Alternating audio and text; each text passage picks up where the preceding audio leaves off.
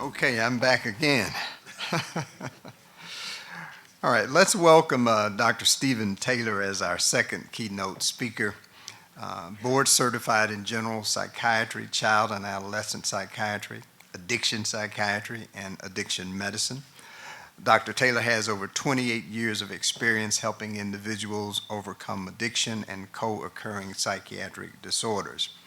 He is the medical director of the NBA's Player Assistance and Anti-Drug Program and the chief medical officer of Pathway Healthcare, overseeing outpatient addiction and mental health treatment offices across several states. A distinguished fellow of the American Psychiatric Association and the American Society of Addiction Medicine, ASAM, which many of us know a little something about. And the American, Dr. Taylor holds leadership roles in various organizations, focusing on public policy and addiction medicine. Dr. Taylor earned his honors degree from Harvard College, an MPH from Harvard, and a medical degree from Howard University, HBCU.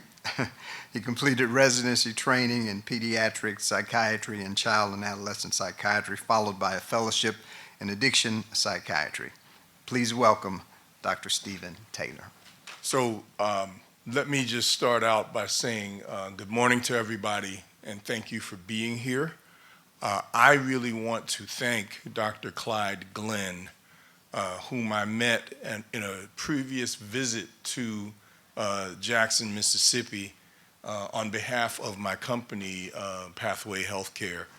And I met Dr. Glenn and went home after that and started bragging to my wife. She got an earful about this brilliant psychiatrist here in Jackson, Mississippi, who in a lot of ways we have a lot in common. We're both board certified psychiatrists, both in our early 60s, both bald with gray facial hair, and both have two adult children, and have so much in common in terms of our interests and everything. But this guy has a family foundation that does this amazing symposium every year, and he invited me to come and speak at it. And so I was just so excited. She got a real earful.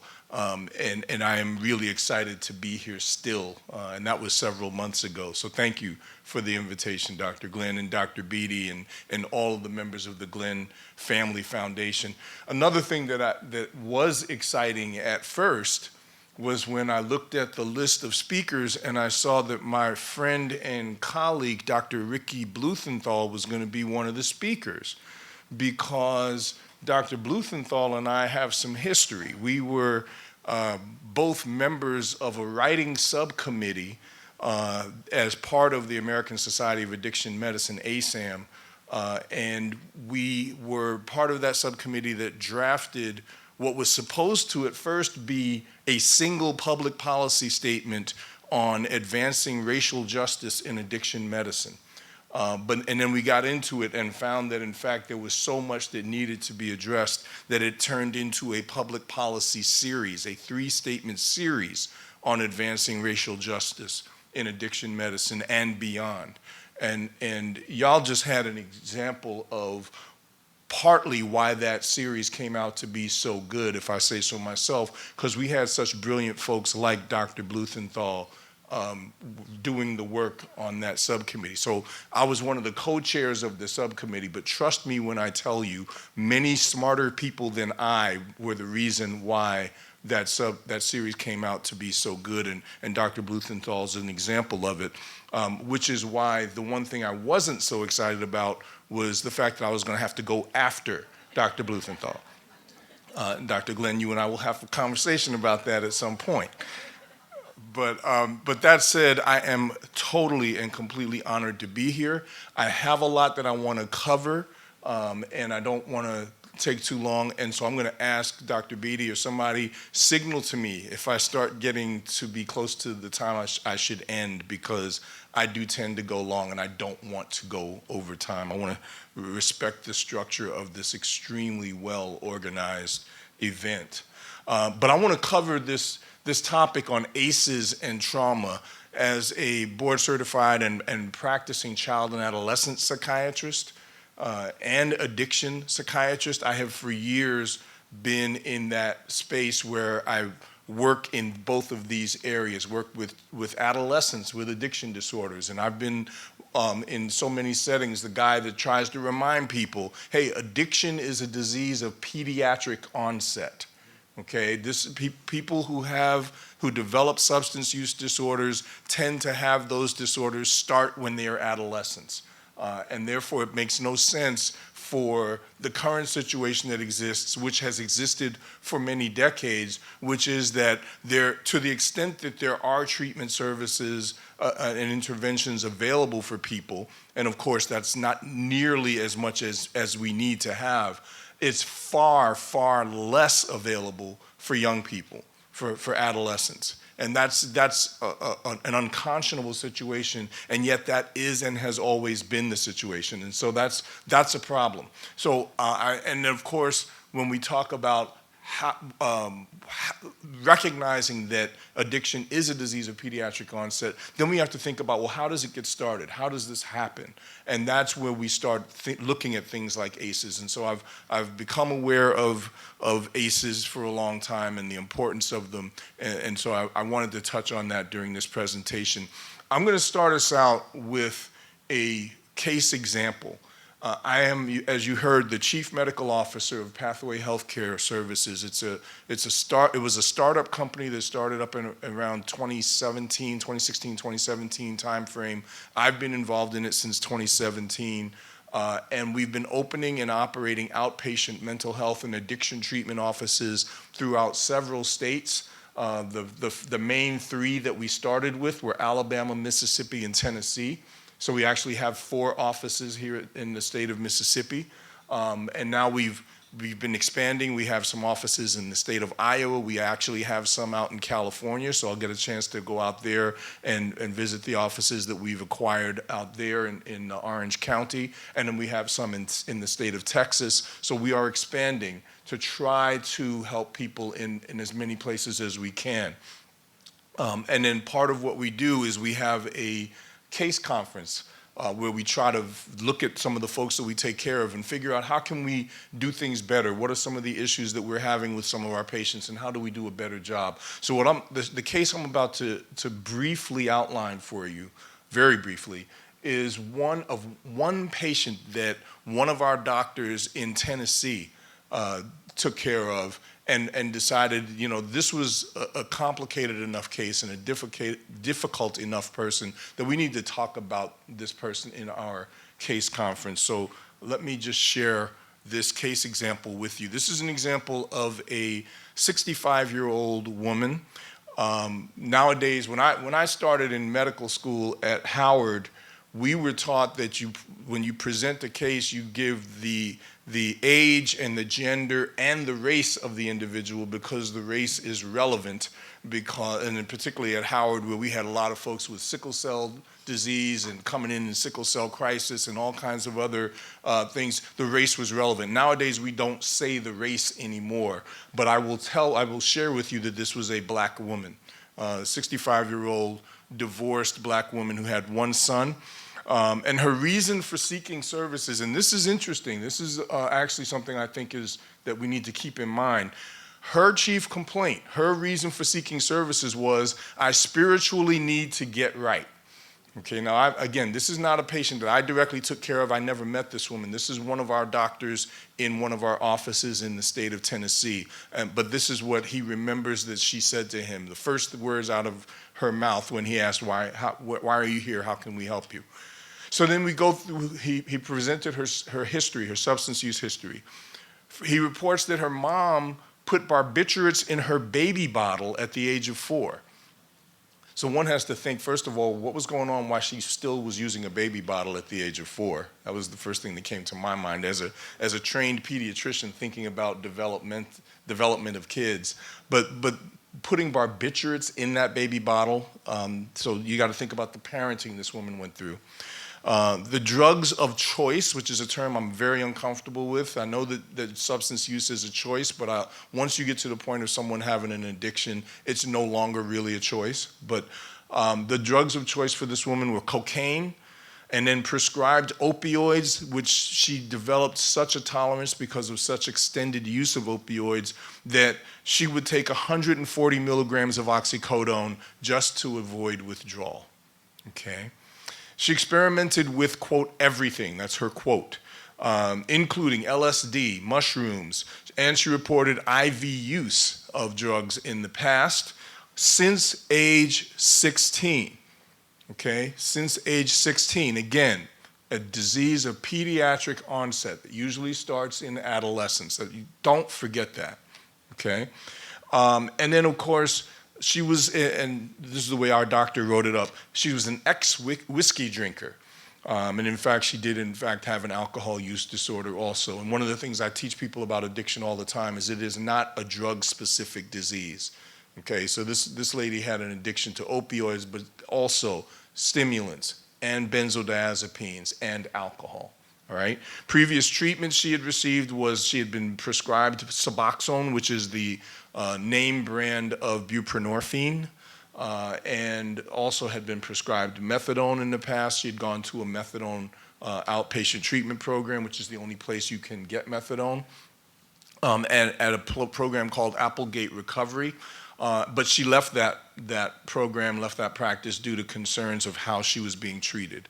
And one of the things that we talked about a great deal when Dr. Bluthenthal and I worked on our subcommittee was the fact that as a society, we have mistreated people with substance use disorders. So part of the reason why, to this day, only 25% of people who have a substance use disorder receive treatment is, and when you do the studies, and Dr. Bluthenthal can confirm this, large majorities of people who have substance use disorder and need treatment don't want treatment.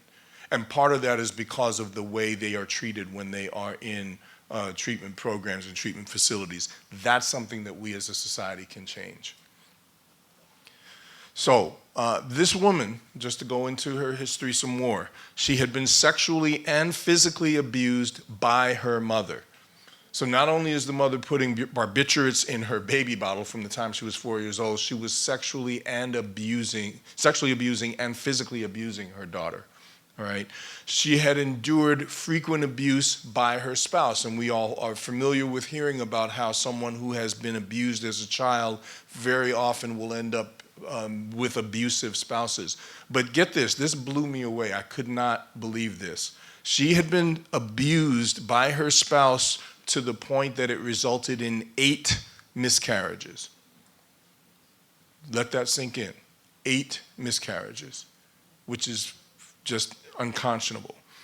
She had a history of being homeless, again, and had hitchhiked from Florida to Nashville, Tennessee. She had slept under bridges, she had stayed in homeless shelters, and then she lived in Florida for 20 years, then moved to Tennessee to visit her sister, and then subsequently her sister moved to Michigan. And she had no family in that local area of Tennessee where she eventually came to see our doctor in our Tennessee, one of our Tennessee offices. She had a history, no surprise, of self-cutting and of suicide attempts as a teenager. Okay. And she had been treated in the past by a quote-unquote psychiatrist. That was what she described this person as, but it turns out that wasn't a psychiatrist. It was a person who was a family nurse practitioner, and that person recommended to her Xanax, which is the name brand for alprazolam, which is a benzodiazepine.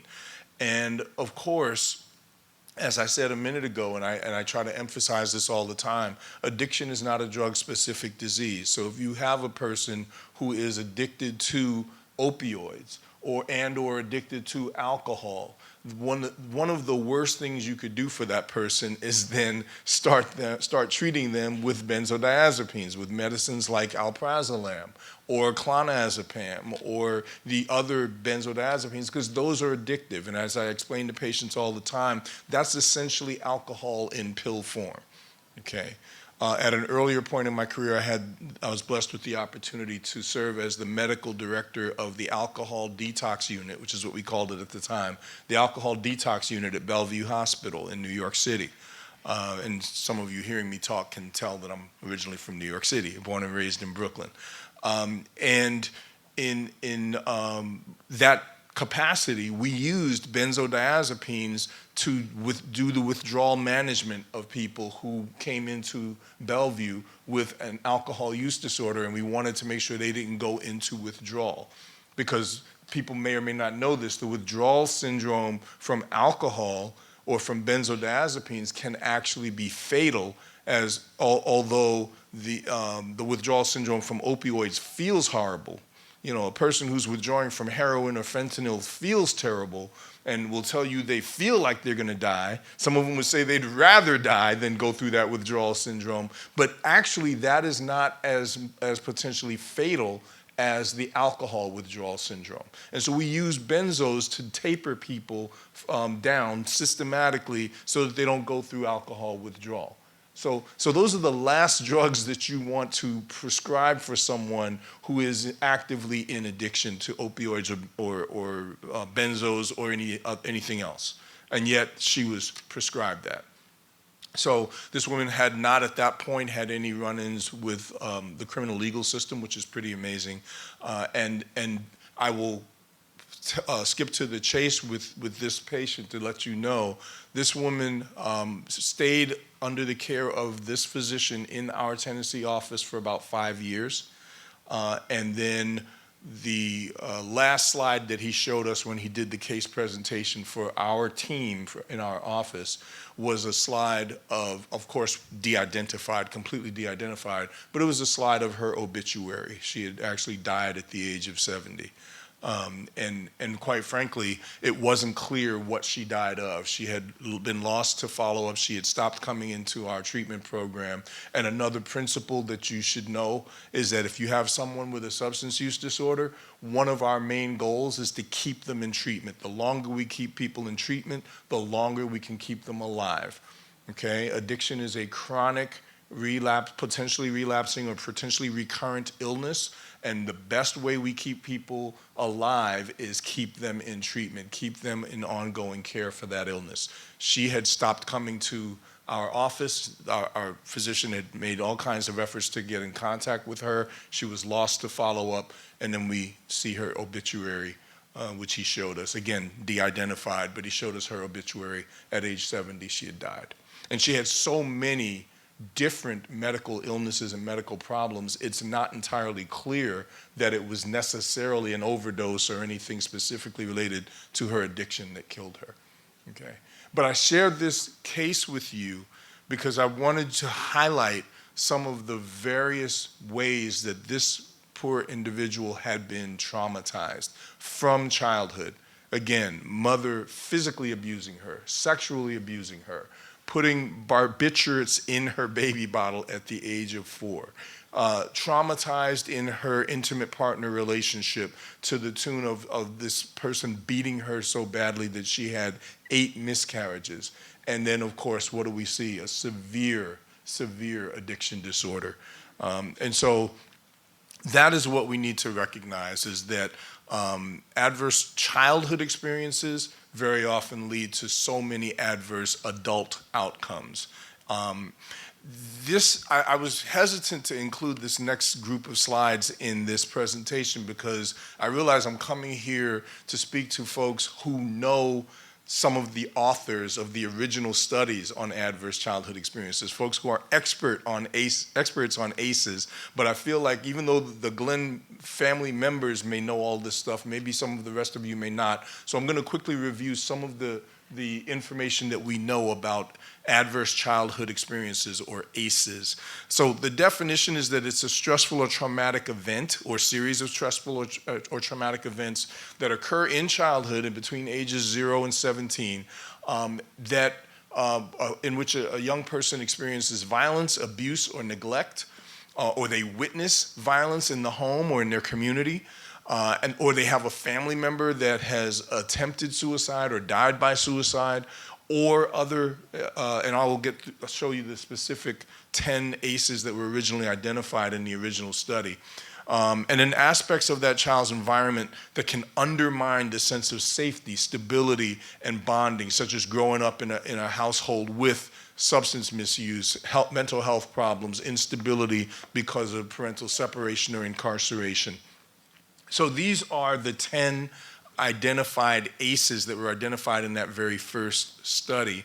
And you see it, I'll go through the list: physical abuse, physical neglect, household member who suffers from mental illness issues, sexual abuse, loss of a parent due to death, divorce, or abandonment. And in the case of a young man, I took care of one of my first patients ever when I started practicing in New York back in 1994, was a young man whose father was incarcerated. And the fascinating thing about this was this young man's father had been a member of the Black Panther Party. And so he was incarcerated, and his mother, who was a white Jewish woman, had this youngster who was struggling with a lot of issues, his own identity of being a biracial kid, being the son of a man who had been a Black Panther and who was incarcerated and who probably would never get out of prison. And that it really did have a major impact on him in a negative way. Emotional abuse, emotional neglect, household member addicted to illegal drugs and or alcohol, a household member who was incarcerated, as I said before, and then witnessing domestic violence, and it says there against the mother, but witnessing domestic violence against anybody, sometimes including siblings. Sometimes it's domestic violence against the father or the father figure, any domestic violence. So those are the original ACEs that were identified. This is a copy of the original landmark study that was done at Kaiser Foundation. And the study authors, Dr. Anda, I believe, is the one. Dr. Robert Anda is the one that is known to the Glenn Family Foundation folks here. But you see the other co-authors on that study. And there were over 17,000 HMO members from Kaiser who were studied, mostly middle-class white adults with health insurance, and they completed surveys about their childhood experiences, and that's what led to this data. And what you see is that the household dysfunction category, and you see the numbers there. I'm not going to read all of them to you. There's an abuse category, there's a neglect category. There's the way that they broke down those adverse childhood experiences, and those were not small percentages of people who had gone through those and had experienced those ACEs, those adverse experiences. What was also found in the research was that almost 40% of that sample reported 2 or more ACEs. And in fact, 12.5% had experienced 4 or more ACEs. What we also found in that study was that those children who were exposed, that actually caused impairment in their neurodevelopment. All right, they had impaired cognitive functioning. They had impaired coping with negative or disruptive emotions. Over time, and often during adolescence, again, all this stuff starts in adolescence, right? There was unhealthy coping mechanisms that were developed and adopted. So disease, disability, social problems developed, again, starting in adolescence. And then there was, of course, at the end of it, premature morbidity and mortality. And that prematurity could be in adolescence or in young adulthood, maybe even older adulthood. I mean, let's face it, the patient I presented died at age 70, but what a horrific and difficult life she had on the way to that death, okay? It is important to also recognize that ACEs are strongly related to the development of a number of different health outcomes. I'm going to focus on substance use disorder because that's my area of specialty, but recognize that various different health outcomes, adverse health outcomes, result from ACEs. It also happens to be the case, and it's been studied. This is, by the way, a copy of an ACE questionnaire.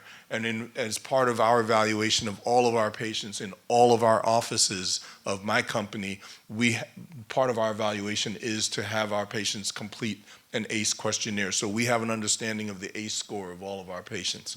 But recognize that there is a strong dose-response relationship between ACEs and adverse outcomes. In other words, the higher your ACE score, the more likely you are to have adverse health outcomes, okay? And by the way, again, this was Kaiser. This was out in California, and a lot of folks here in the Southeast, my apologies, Dr. Blumenthal, but a lot of folks here in the Southeast like to try to disown California. Those folks are weird. They're different out there. Well, guess what? This research has actually been replicated numerous times in numerous parts of the country, and the results are the same. Okay, and I have here a couple of references of different studies where they replicated the research of the ACEs and found the exact same outcomes. Different populations, because there have been people who looked at the original study and said, well, those are all middle class white folks who had health insurance, and the populations we are concerned about don't all have all that. Well, this has held up in various other populations of people of color, populations of people who don't have high incomes or even middle class incomes. We still found the same thing, all right? So there's a relationship of ACEs to substance use and related behaviors, so that an early initiation of alcohol use is predicted by a higher ACE score. We know that continued tobacco use, because the gateway drugs of alcohol, tobacco, and marijuana, right? We know about the gateway hypothesis that most kids who start using substances start with those gateway drugs. But those people who are more likely to continue to use tobacco on into adulthood are those who have a higher ACE score, all right? And that's another study that has demonstrated that. Also, for prescription drug use, we are still in the opioid crisis. Do not be fooled by the fact that the most recent data suggests that the overdose death rate has declined. Number one, that's declined only in some populations. There are a lot of populations in which the overdose death rate has not declined. And quite frankly, among guys like me, black males in their 60s, the overdose death rate has not declined.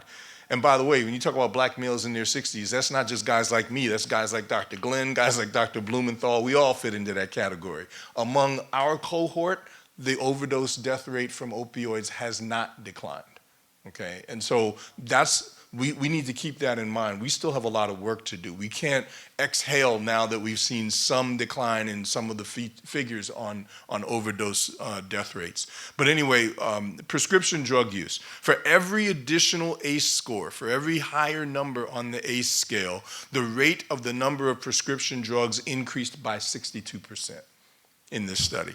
It was a 2017 study.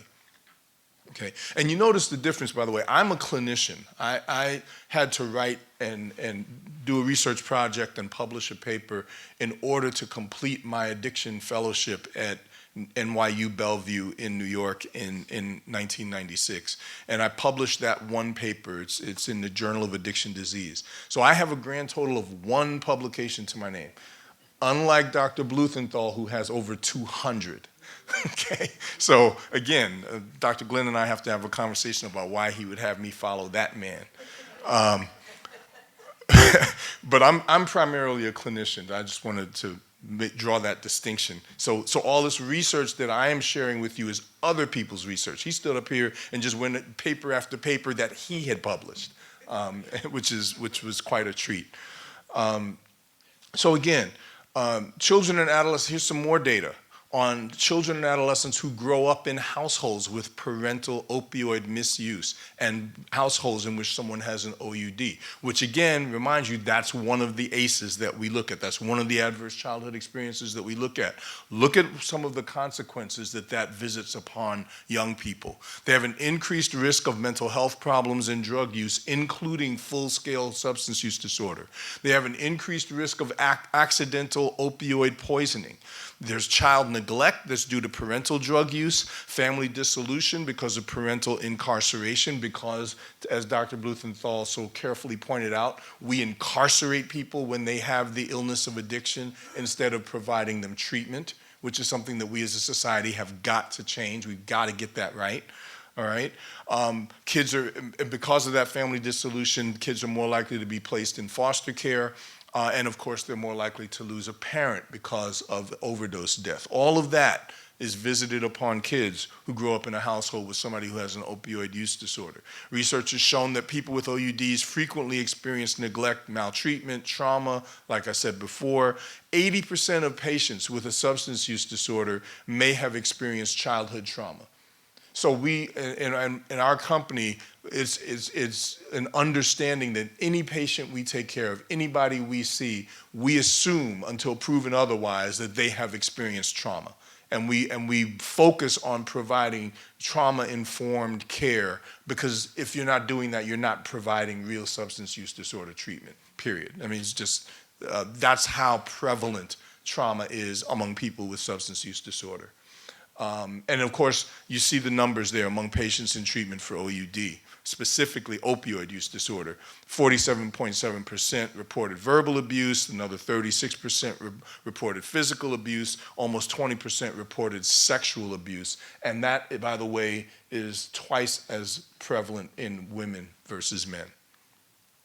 And then again, kids who grow up in those households, that family dissolution, what that means is that until recently, when the overdose deaths increased since 1999, but there was a delay in the numbers of kids that were going into foster care, all right? So let me move on, because I want to get to some of the other material. And again, y'all warn me if I get close to my deadline. I want to talk about addiction, because Dr. Blumenthal was very careful to use the terminology people who use drugs, and that's good that he used that terminology, because not all people who use drugs are people who have the disease of addiction. And I'm a physician who specializes in treating people who have the disease of addiction, but I also have to intervene with people who use drugs, who may not necessarily have developed the disease. And it's important for us increasingly to understand the difference and understand what that means. And unfortunately, for a long time, the situation has been that you could ask 5 different people to define addiction, and you will get 5 different descriptions and 5 different answers, okay? So what is the definition of addiction? Well, you heard tell that I am a member of the American Society of Addiction Medicine. It was within that context that I had the opportunity to work with Dr. Blumenthal. I'm actually the president-elect of ASAM now, and within another week and a half, I will actually start my term as the president of ASAM, which is an incredible honor, but much more importantly, it's an incredible responsibility. ASAM puts out a definition of addiction, and this is that definition, the short definition as of our 2019 definition, and that is that addiction is a treatable, chronic medical disease. And I'm really glad I wasn't part of the committee that wrote this definition, but right there, I'll stop right there, because that helps to clarify some of the greatest misunderstandings people have about addiction. It is a chronic medical disease. That means you send somebody to a treatment program and they stop using substances, even if they're able to succeed in stopping their substance use and getting into recovery for several months. That doesn't mean that it's over. That doesn't mean that it's cured. This is a disease which can be characterized by recurrences. It's a chronic medical illness. Think diabetes. Don't think ear infection, okay? When I was I trained, you heard tell that I trained in pediatrics as well as child and adolescent psychiatry. When I moonlit in pediatric emergency rooms in the Bronx, in the middle of the night when moms would come in and they'd bring in their kid with 104 fever and they'd be freaked out, we'd shake up and mix up the amoxicillin and we'd give them the antibiotic, and we'd tell the mom, make sure you give your child this medicine for a full 10 days, and then we'd have them come back to the emergency room because, of course, we didn't have enough primary care available for the folks in the Bronx that needed it. So we'd follow them up. And when we'd follow them up, in many cases, that infection was gone. It was cured, okay? That was a cured condition. Addiction's not a curable medical condition. It is a chronic medical disease. It is treatable, but not usually curable. It involves multiple interactions among brain circuits, among genetics, among the environment and an individual's life experiences. And so people with addiction use substances or engage in behaviors. Notice that language. Okay, that language is there because addiction isn't just substances. People can be addicted to pornography. People can be addicted even to food, all right? So just recognize that addiction isn't just substances, right? So people with addiction use substances or engage in behaviors that become compulsive. They have to do it. They can't stop themselves. And it often continues despite harmful consequences, all right? And here's the other paragraph that I'm so glad that, again, I wasn't part of that writing committee, but they put this together. Prevention efforts and treatment approaches for addiction are generally as successful as those for other chronic diseases.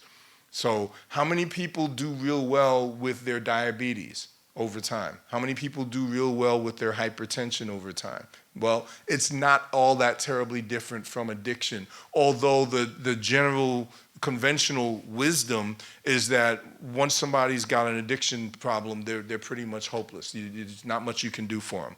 That's a myth that we need to dispel, okay? So this is my user-friendly definition of addiction because nobody is going to memorize the ASAM definition, and certainly nobody's going to memorize the APA definition that's in the DSM-5, which I didn't even bother to put a slide here, because they all say the same thing, and they essentially break down to this, which is a user-friendly definition that I encourage people to remember the 3 planks of this definition. First of all, it's a chronic, potentially recurrent brain disease. That needs to be remembered. But also, it's characterized, and these are the 3 things that I encourage people to commit to memory. Number 1, loss of control over your use of the substance. Number 2, continued use of that substance despite having had adverse consequences from that use. And number 3, an obsessive desire or compulsive seeking for that substance, which very often gets characterized by craving when you don't have it, okay?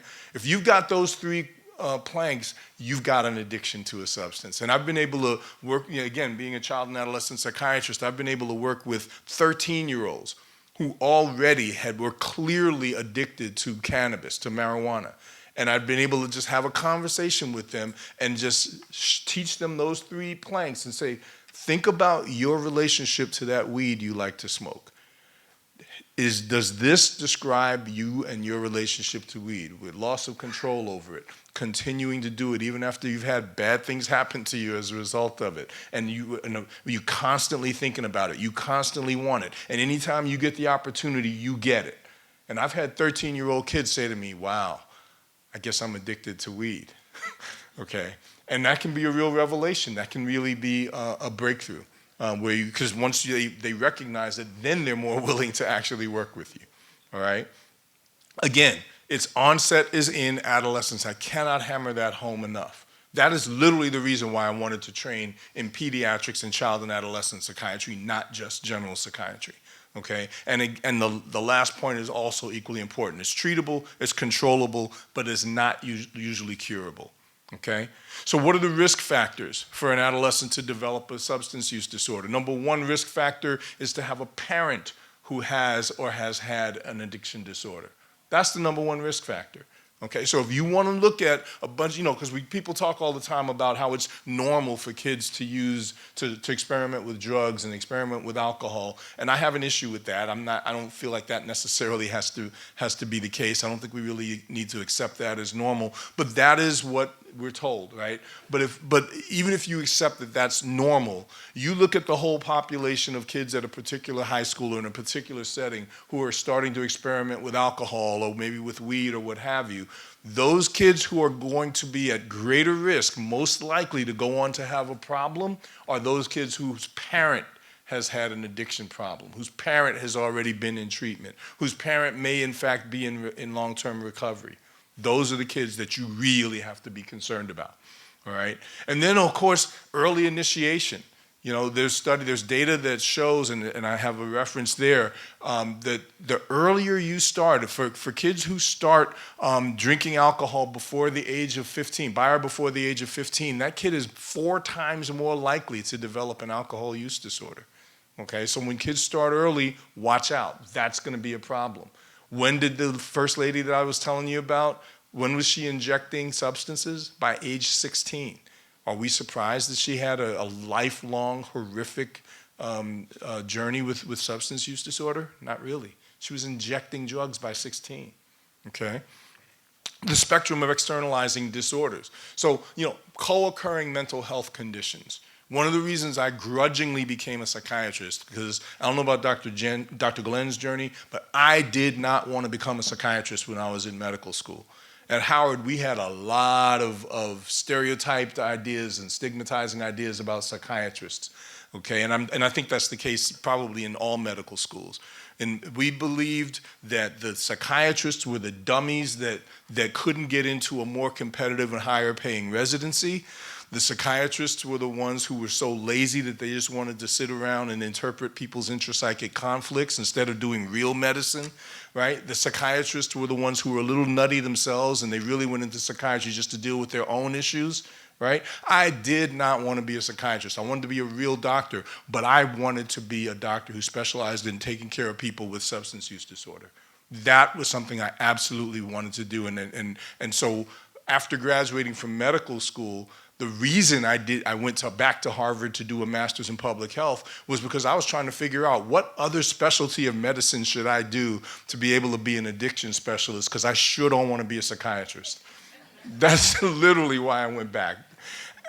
And while I was there, my wife and I got married right after I finished medical school, and she had finished her master's degree also at Howard. And that back at that time, there was a big, thick book with all the residencies that one could do. And she found these experimental residencies in pediatrics and general psychiatry and child and adolescent psychiatry, all crammed into 5 years. Normally, it takes 5 years just to do general psychiatry and child psychiatry. So I'm getting pediatric thrown in as a bargain, right? But the best thing is that means I could be a real doctor. I didn't have to just be a psychiatrist. So I said, okay, I'm going to do this combined residency so I get to be a real doctor and I don't have to just be a psychiatrist, and then I'll go on and do further training to be an addiction specialist. And then find out years later when I'm in residency that the rest of medicine doesn't consider pediatricians to be real doctors either. So what? So I end up just devoting myself to my craft, and it doesn't matter, because what ended up happening, and when we all learned this the hard way, is that no matter what specialty of medicine you're in, you're going to take care of some of my patients. You're going to take care of some folks who have mental health conditions. You're going to take care of some folks who have substance use disorder. So I don't care what specialty you go into, you're going to see my patients. You're going to see my folks, right? So it ended up working out.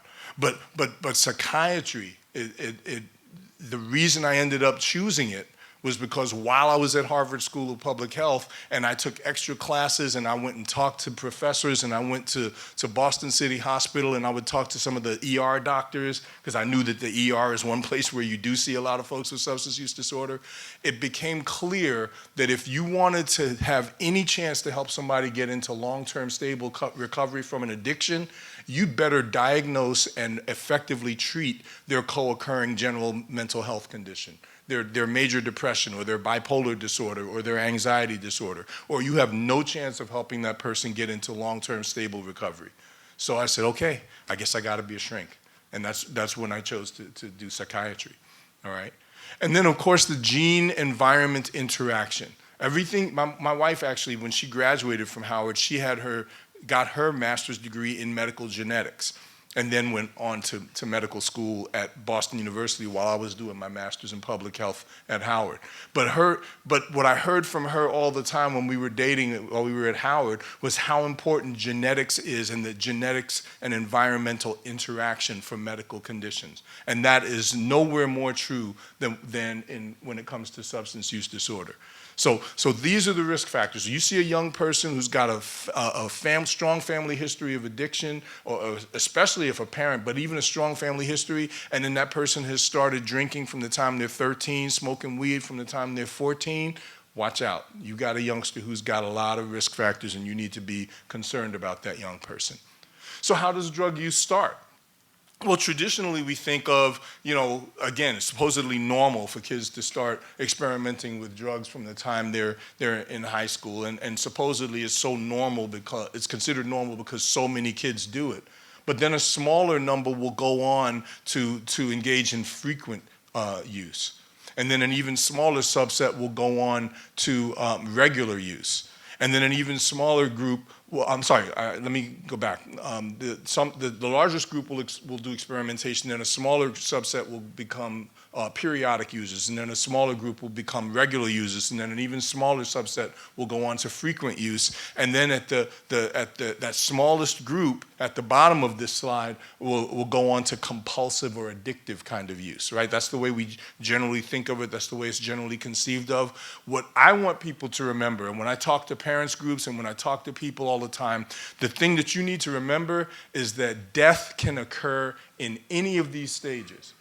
Okay, and that's true, more true now that we are in a situation in which the pills that kids think that they're popping, that they think may be a Xanax or they think it may be, a Percocet, that pill could be laced with fentanyl. Okay, so that's even more true now than it was ever true before, and it's been true for a long time. Because I'm so old, and I'm actually older than both Dr. Glenn and Dr. Bluthenthal by a little bit, but I am older than they are. Because I'm so old, I remember this guy that you see in the slide here, named Len Bias. And some of you see on the right, some of you may recognize the guy who's trying to play defense against him, right? Some of y'all recognize that guy. Right? Well, at the time, many of you, probably most of you, are way too young to remember that, in fact, at the time that was happening, at the time those two guys were both in college playing against each other, Len Bias was considered the better of those two players. He was considered the one that had the brighter future going into the NBA. That's how good a player he was. And because I went to Howard University College of Medicine, and I was there from 1984 to 1988, and I had an apartment in Hyattsville, Maryland, I lived 1 mile away from the University of Maryland College Park campus. So I used to go over to the University of Maryland during exam time when Howard's library was just too intense and there were too many distractions from all those beautiful black women that would find their way to the medical library, and knew I wasn't going to get any work done. So I'd drive down to the University of Maryland College Park campus where they had a library that stayed open 24/7 during exam time, and I would study there. So the University of Maryland was like my second school.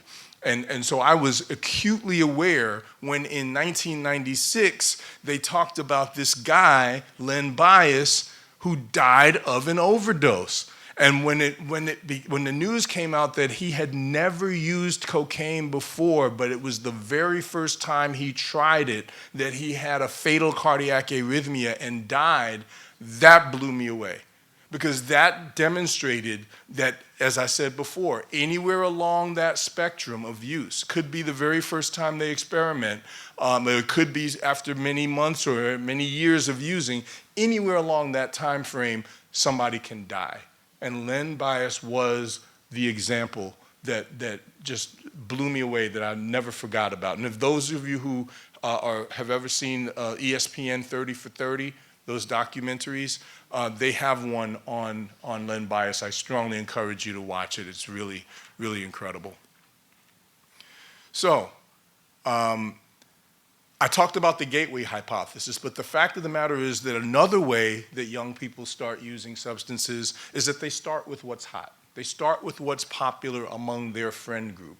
You know, the old story, right? You show me your friends, I'll show you your future. Right? You'll hear people say that all the time. That actually happens to some degree as well. So even though we know about the data that validates the gateway drugs, the concept of gateway drugs, we need to be aware that young people nowadays may start and have their first experience with drugs be a prescription opioid like Vicodin. Or it could be, at the time I made this slide originally, the first time I made this slide, it was OxyContin was big. I personally took care of a young person. Vestavia, Alabama is an upscale suburb of Birmingham, Alabama. And I practiced there for a while, and I saw actually, ironically, this patient was a college student at Mississippi State.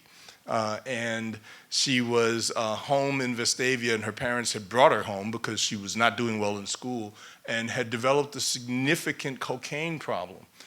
She and her other upscale friends in this upscale suburb of Birmingham had started using cocaine. And when I took her history, it turns out cocaine was the first drug she had ever tried. That's what she started with, because that's what her friend group was into. Their parents were highly compensated professionals who were away from home a lot. She and her friends would come home from school, and they had all kinds of freedom and opportunity to get into all kinds of things. And they had money from their parents to be able to buy cocaine. Cocaine was the drug with which she started her substance use journey. And then, of course, we know about crystal methamphetamine in some of the other rural places. Am I running short on time? Okay.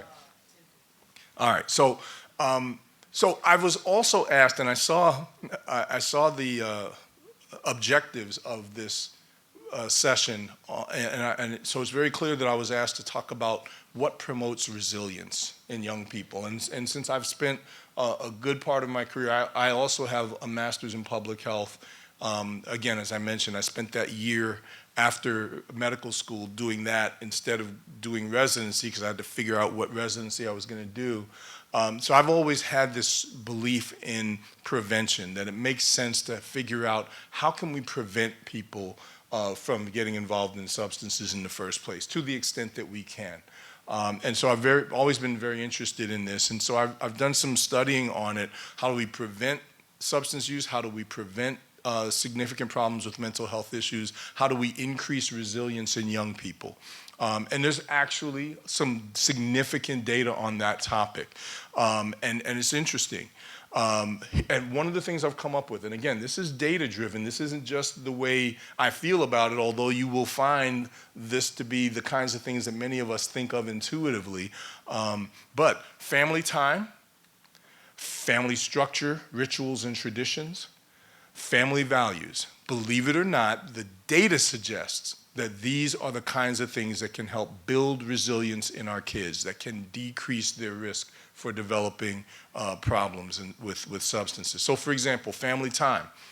There's data, and the references are at the bottom of this slide. Youth who regularly eat meals with their families, right, especially more than 5 times a week, or at least 5 times a week, are less likely to use tobacco, alcohol, and marijuana. They're less likely to experience depressive symptoms or disordered eating, all right? High parent-child connectedness is associated with lesser emotional distress, reduced engagement in risky sexual behavior, and lower risk of substance use and suicidal ideation. So now, that's all easier said than done, because I will tell you, as a busy physician, married to an MD, PhD, we didn't have our dinner with our kids 5 times a week. We just didn't. Dinner was all very, very disorganized in my house. But the connectedness with our kids was what made a big difference to us. So I'm saying this stuff, and I'm showing you this slide, and of course we all look at the fact that, so many of the families we work with, so many of the people that we interact with don't have some sort of idyllic family structure or family experience, but there still can be ways to foster some of what we're talking about here. And it's the kind of thing we need to focus on helping people to build, because we know it actually works. We know that the data suggests, beyond whatever biases or intuitive thinking we may have, we know that the data backs this up as ways that are effective in building resilience and helping kids. Family structure, rituals, and traditions. We know that adolescents living with both biological parents or in stable 2-parent households have lower rates of depression, anxiety, and substance use disorders. We know also that family rituals like shared holidays, shared routines, promote emotional stability and buffer against trauma.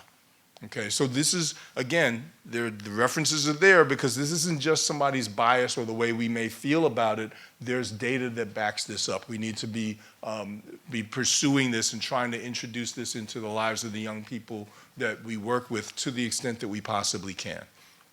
Family values, right?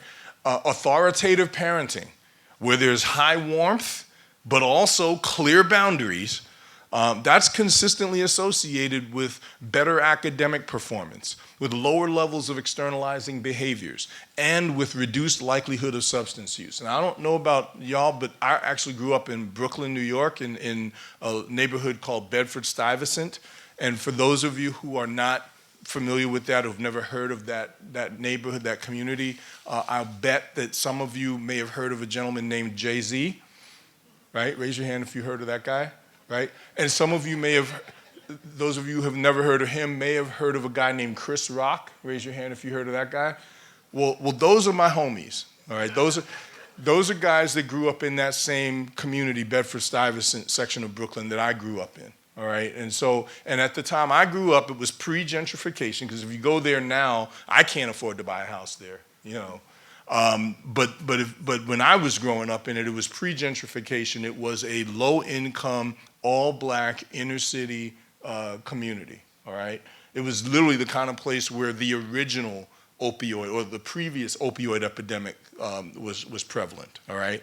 And so I remember being that kid whose parents would say, you see when that street light goes on?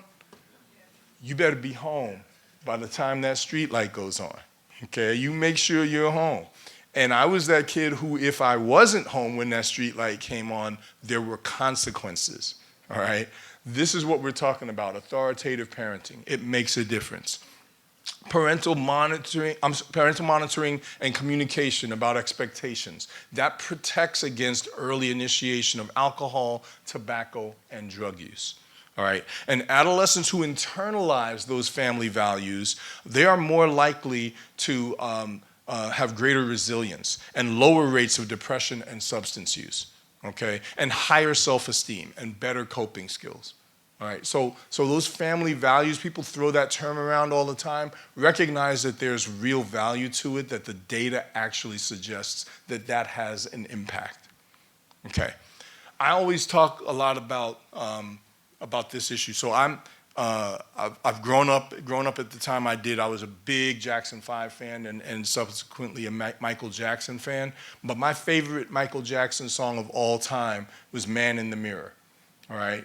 And what I tell parents, you know, as a guy who worked for 16 years very closely with NBA athletes, you know, running the drug testing and drug treatment program for the NBA, and you know, I've met all those guys. You name the famous NBA player, I've met them. I've had chances to chew the fat with them, to talk with them a little bit. And I tell people all the time, in terms of your kids' substance use behavior or involvement with alcohol or drugs, it's not LeBron that's going to be the most influential person on your youngster. It's not Steph Curry. LeBron will encourage them, will inspire them to want to work on their ability to drive to the hole and dunk the ball. Steph will encourage them working on their jump shot, right? But the person who's going to have the greatest impact on their substance use behavior is you, the parent. So if you want to have an impact on your youngster's likelihood of engaging in substance use, you got to start with the man in the mirror, okay? Or start with the woman in the mirror. That's the person who's going to have the greatest impact on your kid's substance use behavior. And it's not going to be what you tell them. It's going to be how you behave. They watch how you behave. So if you come home from a hard day of work and you immediately run to the liquor cabinet, they notice that. Okay, that's going to have a greater impact on their substance use behavior. Okay, so this is a thing on how to manage your child's opioid prescription. You're all going to get these slides, so I'm not going to go through the details of it. The bottom line is I want to make sure that parents understand that they are empowered to intervene and to talk with the prescribers or potential prescribers of prescription opioids, because we have to be involved very actively in making sure that our young people are not prescribed opioids that they don't necessarily need, okay? So I'm not gonna go through all of that. I will say also that in terms of the parents' secondary prevention rule, when you do have a youngster who started using substances, you need to jump on it early, you need to be aggressive, and you need to never let your guard down, okay? So I'm gonna leave it there. I know Dr. Glenn is coming up, and again, you're all going to get these slides. I wanted to share some of the basics of what we know And then I understand there's going to be a person talking about addiction and interventions for actual addiction treatment later on. So I'm going to stop right here and open it up for questions. Yeah, absolutely. Thanks. Great presentation. Yeah, please stay here. Yeah. Open the floor now for questions, so please come forward. Mike's here and there.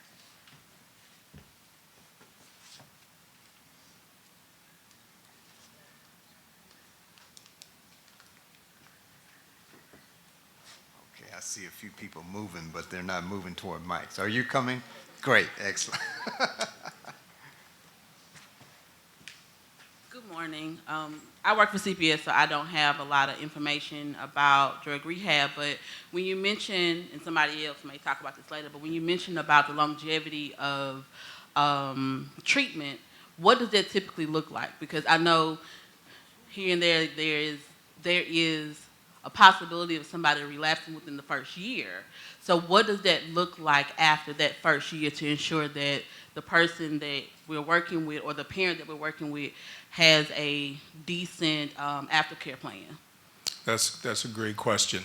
So what it needs to look like is that a person who has an addiction disorder that goes into an inpatient setting for treatment, the understanding needs to be that that is only the first step. All right. First of all, there's this thing called NIDA's principles. The National Institute on Drug Abuse has published a study and has published a manual for several years now that goes through what literally 50 years of research tells us is effective for treating people with addiction disorders. And one of the principles in that is that most people need at least 3 months in treatment, and they're referring to inpatient treatment, in order to really get the best head start in their treatment and to achieve abstinence and start on the road to recovery. As a society, we've never been able to achieve that for most people. Most people can't afford that. It's not an option for them. But at the very least, what needs to happen is that however long your initial treatment episode in an inpatient setting or a highly structured setting, there needs to be ongoing outpatient follow-up. That's why I emphasize the fact that addiction is a chronic, potentially recurring medical condition, medical disease. So how do we ever take somebody who has hypertension or diabetes, put them in a hospital, get them stabilized, and then discharge them and never see them back for ongoing follow-up? We would never do that. We would be insane to do that. But that's what we do repeatedly with addiction. So what needs to happen is that people are in ongoing outpatient care for months or even years later. The frequency can be decreased, of course, but they need to be in ongoing care because we know this is a chronic medical illness. Even when we've got somebody doing really well for several years in stable recovery, they are not cured. There is a potential for recurrence if they have stressors in their lives or if they have other things happen to them, they get traumatized again. So we need to have this idea that this is an ongoing disease that we need to provide ongoing intervention to help keep the person stable. And then if we see the beginnings of a recurrence happening, then we get that person back into a more intensive level of care. That's how it needs to look. Okay, thank you. If I might just sort of build on the question asked earlier to Dr. Blumenthal regarding the individual who's a skeptic. You made the statement that with substance use disorders, there is a sort of a threshold, if you will, that moves people from choice to compulsion. What's that threshold? If that's an easy answer to give. It is not. That's the answer. It's not an easy threshold. We don't know when that is. I mean, if people knew when that is, then all the adolescents I've ever worked with who said, "Well, I'm just getting high a little bit now, but I'm not going to keep this up. I'm going to stop before it becomes a real problem," they wouldn't have developed a problem. But the fact of the matter is we don't know where that threshold is, and it differs from one person to another. And frankly, I've actually had the experience of taking care of a 15-year-old girl once. I'll never forget this. 15-year-old girl who the first time she drank alcohol. The very first time, she described how it felt. She described her reaction. She said, I thought to myself, oh my God, I so want to feel like this the rest of my life. Okay? The first time. Needless to say, by 16, that girl already had a full-blown alcohol use disorder. So we don't know where that threshold is, and it's going to differ for different people. So the bottom line is that's why it doesn't make sense for us to think only about, well, those are people who are using substances. We don't have to worry about them. We only have to worry about them when they have the disease of addiction. That's the reason why we need to be concerned about people who are adolescents, who are using substances, because most of them don't actually meet full criteria for an addiction disorder, but the overwhelming majority of them really do need and would benefit from some clinical attention, from some intervention, because they are at high risk. I feel like this is a dialogue just between me and the speakers today, but we have a lot of people here from Child Protective Services, so if you could just drop one nugget on them that sort of addresses Dimension 6 of ASAM as it relates to the environment that individuals have to go back to often that are not always the most stable or best environments. What would that nugget be in regards to proofing the home or the living environment to prevent or limit substance issues and achieve those resilience measures that you mentioned earlier? That's a great one. Thank you. I would say listen again to Dr. Blutenthal's presentation, all right? Help people. When you know that there's a youngster that you want to have go back to a particular environment, see who else is in that environment. Chances are there's somebody else in that environment who has a substance use disorder, or who has a mental health condition, or who has one of the kinds of things that literally creates an environment that increases the risk for ACEs for a young person. Right? So in order to help that youngster that you want to help and put them back into a community environment, then you got to check out the other people in that environment and provide services for them. If they've got a parent who has a substance use disorder, which you know now if you didn't know before, that's the greatest risk factor for that young person, well, get some help for that parent. If there's a sibling with a mental health problem, get some help for that sibling. Make that household environment as supportive and as healthy and as less likely to be a source of ACEs for that young person as possible. Any other questions? Thank you, Doc.